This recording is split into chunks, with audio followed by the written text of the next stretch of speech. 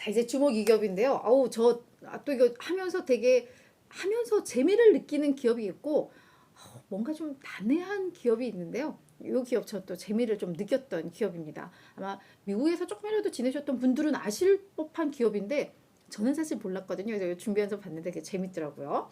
미국 최대의 프랜차이즈 피트니스 센터를 운영하는 기업입니다. 바로 플래닛 피트니스인데, 금요일 날은 주가가 한 3% 하락을 했어요. RBC 캐피탈의 크리스토퍼 캐릴 애널리스트가 이 플래닛 피트니스는 아주 불확실한 경제 상황, 뭔가 불황, 이런 데일수록 오히려 좀 빛이 날 수 있는 그런 매력적인 비즈니스 모델을 갖고 있다라고 이야기를 했습니다. 그러면서 이 기업에 대해서 신규 분석을 시작을 했는데요. 투자 의견, 시장 수익률 상회, 이거는 거의 매수 쪽에 가까운 투자 의견이죠. 목표 주가 $86 제시를 했습니다. 추가 상승 여력 27% 있다라고 이야기를 한 건데, 자, 요 옆에 붙은 사진으로는 감이 안 오시죠? 사진 보시면 재밌습니다. 자, 이게 어떤 기업인지 보이세요? 이 러닝머신이 지금 한 100대는 넘게 있는 것 같죠? 사진 잘 보이죠? 네. 자, 92년에 설립된 프랜차이즈 피트니스 센터 운영 업체인데요. 미국이 핵심입니다. 사업부는 미국이 핵심인데, 캐나다, 멕시코, 호주 등에서도 영위를 하고 있고요. 지금 이런 클럽들, 이 대규모 클럽들이 약 2,440여 개를 운영을 하고 있는 기업입니다. 게다가 이게 끝이 아니에요. 최근 3년간 약 600개를 더 늘리겠다. 그리고 장기적으로는 최소 1,600개의 지점을 신규 오픈하겠다라는 계획을 가지고 있는 기업입니다.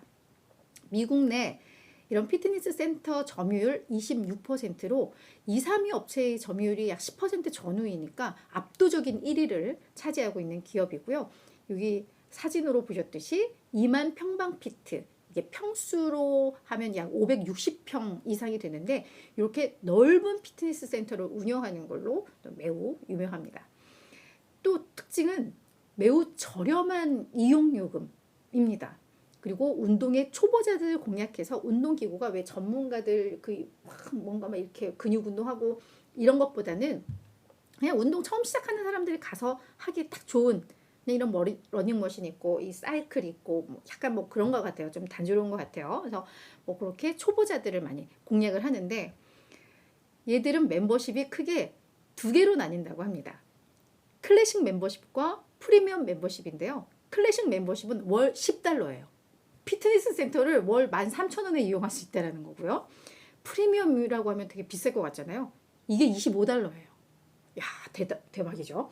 자, 근데 이 프리미엄 멤버십 월 25,000원을 주면 어떻게 되느냐? 지금 센터 클럽이 2,440여 개라고 했잖아요. 어디든 갈 수 있어요. 이 멤버십은. 내가 내 동네 딱 접수한 곳만 가는 게 아니라 어디든 다 갈 수 있고, 태닝 아마 이런 서비스도 해주나 본데, 태닝, 안마의자 다 무료로 이용할 수 있고요. 여기에서 판매하는 음료도 50% 할인이 되고요. 여기에는 자리가 없어서 제가 안 썼는데, 제가 가면서 제 절친 한 명 데리고 둘이 같이 이용도 할 수 있어요. 그런데 $25. 대박이죠. 그러니까 이게 가격이 저렴하니까 너나 나나 그냥 쉽게 회원 가입을 하고 멤버십 회원이 되는 거예요. 그런데 얼마나 이 회원수가 많냐? 1,810만 명이라고 합니다. 그러니까 이게 3개월 새 110만 명이 늘었고요. 이 증가세는 지금 2020년 1분기 이후 최대 증가라고 하는데, 이게 또 어떤 재미가 좀 있냐면 얘들이 영업 마진이 엄청 높다고 하는데요. $10, $25니까 쉽게 나 운동 좀 해볼까? 하고 등록을 해요. 근데 그 중에 실제로 이용하는 비중이 60%밖에 안 된대요. 그러니까 10,000원이니까 해놓고 안 가는 거예요. 그리고 10,000원 등록하고 한 번 가고 안 가고. 그리고 내가 10,000원 내고 한 번 이용해도 그냥 본전 뽑았다라는 생각할 것 같지 않아요. 그죠? 그런 사람들이 너무너무 많아서 얘들이 이 전체 센터에서 수용할 수 있는 인구가 예를 들어 10명이라면 회원수는 그게 10배라고 합니다. 그러니까 100명은 회원수인 거예요. 그럼에도 이 센터가 운영될 만큼 그만큼 많이들 안 간다라는 얘기예요. 이게 좋은 건지 나쁜 건지 모르겠지만 그런 재미있는 그런 비즈니스 모델이 있다라는 거, 그게 되게 재밌다라고 보시면 될 것 같습니다. 자, 그리고 얘들은 뭐냐면 이렇게 전체 애들이 제가 프랜차이즈라고 했는데 프랜차이즈 가맹점이 90% 이상이고요. 직영 매장, 직영센터는 한 10% 정도에 불과합니다. 근데 매출 부재용은 직영센터가 조금 더 높고, 그리고 얘들이 그러면은 저는 딱 생각이, 야, 10달러 처음에 이거 준비하면서 10달러 받으면서 이런 장비들 같은 거 감가상각되고 하면 이거 어떻게 충당하려고 하지 했더니 그 장비도 얘들이 만들어서 매출을 해요.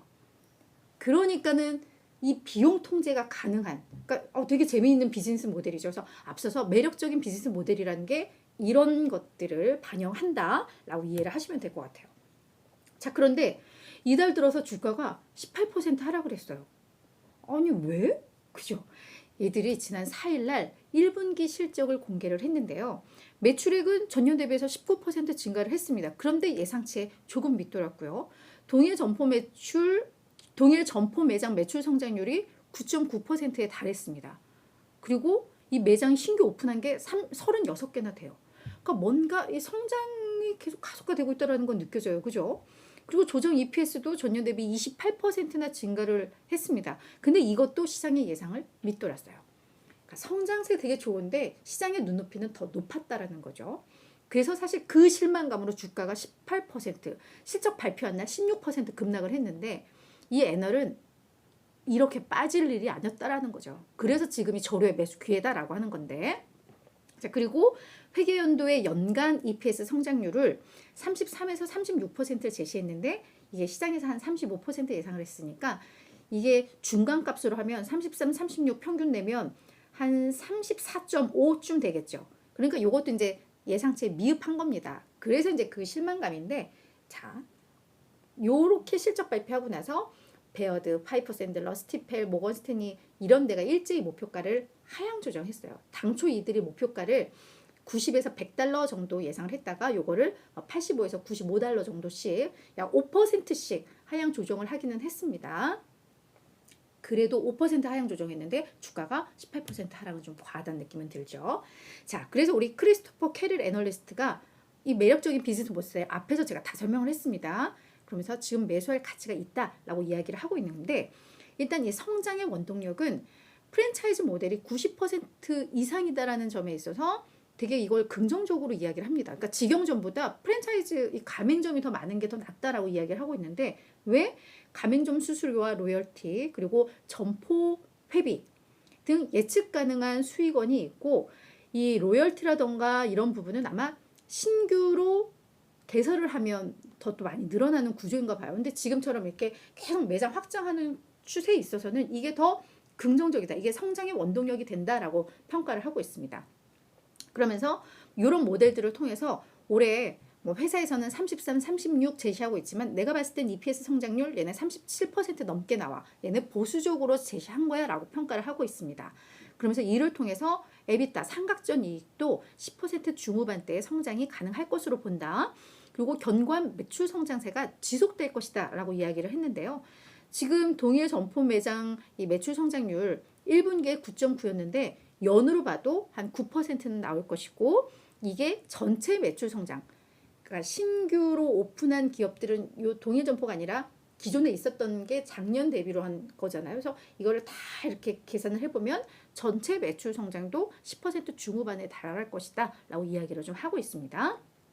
거기에다가 앞서서 일반이 10달러짜리 프리미엄이 25달러였는데 대부분 60%는 프리미엄 회원권을 갖고 있다고 합니다. 싸잖아요, 프리미엄도. 그래서 이런 것들은 멤버십 회비의 매출 증가로 이어지고 있다는 것. 일반으로 했다가 그 다음에는 프리미엄으로 많이 넘어간다는 점에 있어서 회비 매출 증가도 하나의 매출 모멘텀이 된다. 매출 성장 모멘텀이 된다. 그리고 저도 이 기업 보면서 이제 외신 보도들을 쭉 보다 보니까 이 5월 15일부터 8월 말까지요. 14세부터 19세 고등학생들은 그냥 무료로 와서 해. 대신에 부모님이 같이 와서 등록만 해주면 되거든요. 이걸 왜 하지 했더니 이 고객들이 결국에는 중장기 본인들의 고객이 된다라는 거예요. 그래서 약간 키즈 마케팅 비슷하게 학생일 때 마케팅해서 이들이 나중에 성인이 됐을 때 우리 고객이 되게끔 하는 그거를 밑밥을 미리 깔고 있다라는 거죠. 그래서 이런 부분도 중장기적인 성장세를 이어갈 수 있다라고 평가를 하고 있습니다. 그러면서 앞서 이야기했듯이 근데 주가는 너무 과도하게 많이 빠졌어 라는 거죠. 연초 고점 대비해서 현재 20% 하락을 했는데 이게 매력적인 매수 기회야. 내년 예상이익 기준해서 EV EBITDA 18배로 내가 목표가를 산정을 한 건데 이거는 동종 업계 대비해서는 일정 부분 프리미엄을 넣은 거지만 이 기업의 수익 성장을 감안했을 때 이거는 매우 적당해라고 평가를 하고 있습니다. 정당하다라고 평가를 하고 있습니다. 자, 그러면 이제 주가 왼쪽에 좀 나와 있는데 보시면 아시겠지만 5월 초에 이 고점 딱 찍고 나서 맨 우측 쪽에 있는 차트 보면은 고점에서 쭉 밀린 게 실적 발표하고 나서 뭐 이렇게 된 거거든요. 그래서 요거는 이제 회복 가능하다라고 보고 있는 거고요. 네. 그리고 이달 들어서 이제 18%가 내렸으니까 너무 단기적으로 많이 하락을 했으니까 지금 매수 기회다라고 했던 거 확인하시면 될 것 같고 월가에서도 평가를 보면은요. 전체 18명이 분석을 하고 있는데 그중에 16명이 매수입니다. 89%의 애널리스트가 이 기업은 매수할 기업이다라고 평가를 하고 있다라는 거예요. 그리고 평균 목표 주가가 현재 86.24달러거든요. 최고가가 100달러고요. 최저가가 67달러입니다. 현재 주가가 67이에요. 이 최저가는 매우 보수적인 애널이 제시하는 목표가인데 그게 현재 주가 수준이라는 거니까 이것도 좀 괜찮죠. 그죠? 그래서 현재 이 평균 목표 주가와 현재 주가 비교를 해보면 추가 상승 여력 27% 있다라는 게 월가의 평균적인 스탠스다라고 이해를 하시면 될 것 같아요. 그래서 저도 하여튼 재밌어서 근데 이제 대형 기업이 아니기 때문에 그죠? 우리가 아는 뭐 테슬라, 뭐 엔비디아 이런 기업이 아니기 때문에 약간 조심스럽긴 한데 앞으로 좀 추세 같은 거를 좀 보면서 한번 이렇게 기억 속에 남겨둘 기업인 거는 같기는 합니다.